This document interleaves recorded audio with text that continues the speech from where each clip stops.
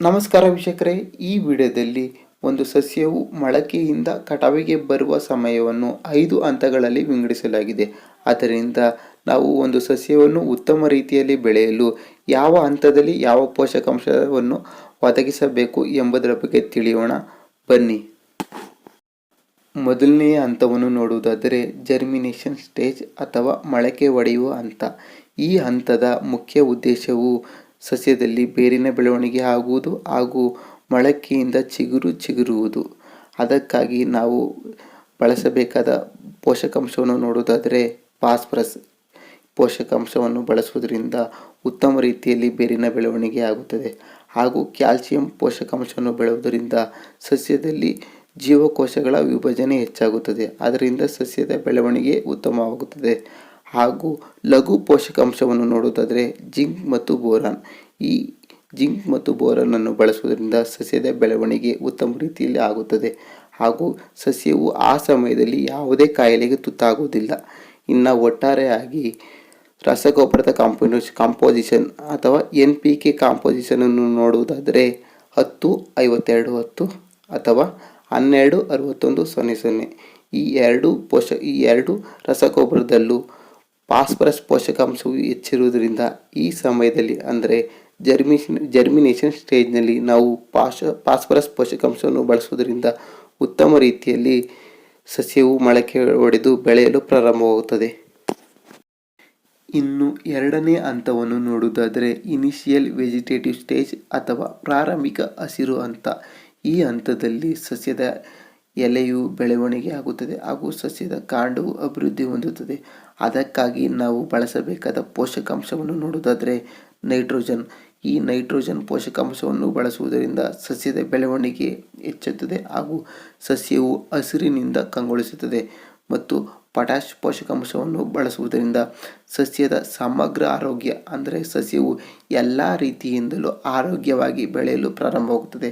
ಮತ್ತು ಲಘು ಪೋಷಕಾಂಶವನ್ನು ನೋಡುವುದಾದರೆ ಐರನ್ ಮತ್ತು ಮ್ಯಾಂಗನೀಸನ್ನು ಬಳಸುವುದರಿಂದ ಸಸ್ಯವು ಈ ಹಂತದಲ್ಲಿ ಉತ್ತಮ ರೀತಿಯಲ್ಲಿ ಬೆಳವಣಿಗೆಯನ್ನು ಹೊಂದುತ್ತದೆ. ಇನ್ನು NPK ರಸಗೊಬ್ಬರವನ್ನು ನೋಡುವುದಾದರೆ 19-19-19 ಅಥವಾ 20-10-10 ಈ ಸಮಪಾಲು NPK ಪೋಷಕಾಂಶವನ್ನು ಬಳಸುವುದರಿಂದ ಈ ಹಂತದಲ್ಲಿ ನಾವು ಸಸ್ಯದ ಬೆಳವಣಿಗೆಯನ್ನು ನೋಡಬಹುದು. ಇನ್ನು ಮೂರನೇ ಹಂತವಾದ ಲೀಫ್ ಡೆವಲಪ್ಮೆಂಟ್ ಸ್ಟೇಜ್ ಅಥವಾ ಎಲೆ ಅಭಿವೃದ್ಧಿ ಹಂತ. ಈ ಹಂತದ ಮುಖ್ಯ ಉದ್ದೇಶ ಎಲೆಯು ದೊಡ್ಡದಾಗುವುದೇ ಈ ಹಂತದ ಮುಖ್ಯ ಉದ್ದೇಶವಾಗಿದೆ. ಅದರಿಂದ ನಾವು ನೈಟ್ರೋಜನ್ ಪೋಷಕಾಂಶವನ್ನು ಬಳಸುವುದರಿಂದ ಕ್ಲೋರೋಫಿಲ್ ಮತ್ತು ಪ್ರೋಟೀನ್ ಉತ್ಪತ್ತಿ ಹೆಚ್ಚಾಗುತ್ತದೆ. ಆದ್ದರಿಂದ ಸಸ್ಯದ ಎಲೆಯು ದೊಡ್ಡದಾಗುತ್ತದೆ. ಹಾಗೂ ಮೆಗ್ನೀಷಿಯಂ ಪೋಷಕಾಂಶವನ್ನು ಬಳಸುವುದರಿಂದ ಕ್ಲೋರೋಫಿಲ್ ಉತ್ಪತ್ತಿ ಉತ್ತಮವಾಗುತ್ತದೆ. ಇನ್ನು ಲಘು ಪೋಷಕಾಂಶವನ್ನು ನೋಡುವುದಾದರೆ ಮಾಲಿಬ್ಡಿನಮ್ ಮತ್ತು ಸಲ್ಫರನ್ನು ಬಳಸುವುದರಿಂದ ಸಸ್ಯದಲ್ಲಿ ಎಲೆಯ ಬೆಳವಣಿಗೆ ಉತ್ತಮವಾಗುತ್ತದೆ. ಇನ್ನು NPK ರಸಗೊಬ್ಬರದ ಬಗ್ಗೆ ನೋಡುವುದಾದರೆ ಯೂರಿಯಾ ಅಥವಾ 46-00 ಅಥವಾ ಕ್ಯಾಲ್ಸಿಯಂ ಅಮೋನಿಯಂ ನೈಟ್ರೇಟ್ ಬಳಸುವುದರಿಂದ ಸಸ್ಯದಲ್ಲಿ ಎಲೆಯ ಬೆಳವಣಿಗೆ ಉತ್ತಮವಾಗುತ್ತದೆ. ಹಾಗೂ ಮೆಗ್ನೀಷಿಯಂ ಸಲ್ಫೇಟನ್ನು ಬಳಸುವುದರಿಂದ ಸಸ್ಯದಲ್ಲಿ ಎಲೆಯ ಡೆವಲಪ್ಮೆಂಟ್ ಉತ್ತಮವಾಗಿ ಸಸ್ಯವು ಉತ್ತಮ ರೀತಿಯಲ್ಲಿ ಬೆಳವಣಿಗೆಯನ್ನು ಹೊಂದುತ್ತದೆ. ಇನ್ನು ನಾಲ್ಕನೇ ಹಂತವನ್ನು ನೋಡುವುದಾದರೆ ಫ್ಲವರಿಂಗ್ ಸ್ಟೇಜ್ ಅಥವಾ ಹೂವಿನ ಹಂತ. ಈ ಹಂತದಲ್ಲಿ ಸಸ್ಯವು ಹೂ ಬಿಡಲು ಪ್ರಾರಂಭವಾಗುತ್ತದೆ ಹಾಗೂ ಸಸ್ಯದಲ್ಲಿ ಶಕ್ತಿಯ ಬದಲಾವಣೆ ಆಗುತ್ತದೆ. ಅದಕ್ಕಾಗಿ ನಾವು ಬಳಸಬೇಕಾದ ಪೋಷಕಾಂಶವನ್ನು ನೋಡುವುದಾದರೆ ಫಾಸ್ಫರಸ್. ಈ ಪೋಷಕಾಂಶವನ್ನು ಬಳಸುವುದರಿಂದ ಹೂಗಳು ಮೂಡಲು ಪ್ರಾರಂಭವಾಗುತ್ತದೆ. ಮತ್ತು ಪೊಟ್ಯಾಷಿಯಂ ಪೋಷಕಾಂಶವನ್ನು ಬಳಸುವುದರಿಂದ ಸಸ್ಯದಲ್ಲಿ ಶಕ್ತಿಯ ಸಂಚಲನ ಉಂಟಾಗುತ್ತದೆ.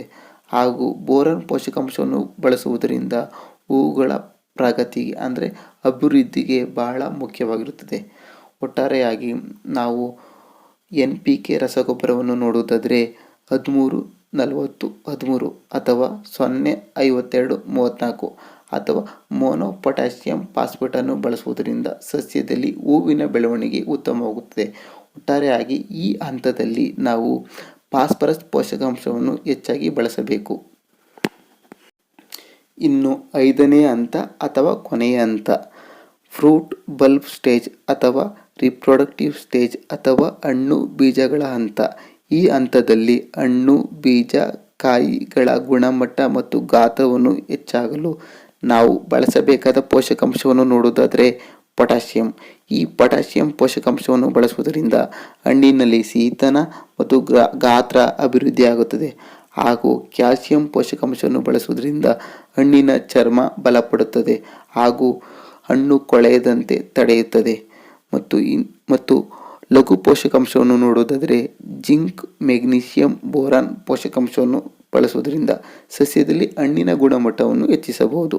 ಇನ್ನು NPK ಕಾಂಪೋಸಿಷನನ್ನು ನೋಡುವುದಾದರೆ 0-0-50 ಅಥವಾ SOP ಅಥವಾ ಸಲ್ಫೇಟ್ ಆಫ್ ಪೊಟ್ಯಾಷ್ ಅಥವಾ 13-0-45 ಈ ಪೋಷಕಾಂಶಗಳನ್ನು ಒಳಗೊಂಡ ರಸಗೊಬ್ಬರವನ್ನು ಬಳಸುವುದರಿಂದ ಅಂದರೆ NPK ರಸಗೊಬ್ಬರವನ್ನು ಬಳಸುವುದರಿಂದ ಸಸ್ಯದಲ್ಲಿ ಹಣ್ಣಿನ ಗುಣಮಟ್ಟವನ್ನು ಹೆಚ್ಚಿಸಬಹುದು. ಒಟ್ಟಾರೆಯಾಗಿ ಈ ಹಂತದಲ್ಲಿ ಈ ಪೊಟ್ಯಾಷ್ ಪೋಷಕಾಂಶವನ್ನು ಹೆಚ್ಚಾಗಿ ಬಳಸುವುದರಿಂದ ಸಸ್ಯವು ರೋಗರಹಿತವಾಗಿ ಮತ್ತು ಹಣ್ಣಿನ ಬೆಳವಣಿಗೆ ಉತ್ತಮ ರೀತಿಯಲ್ಲಿ ಆಗುತ್ತದೆ.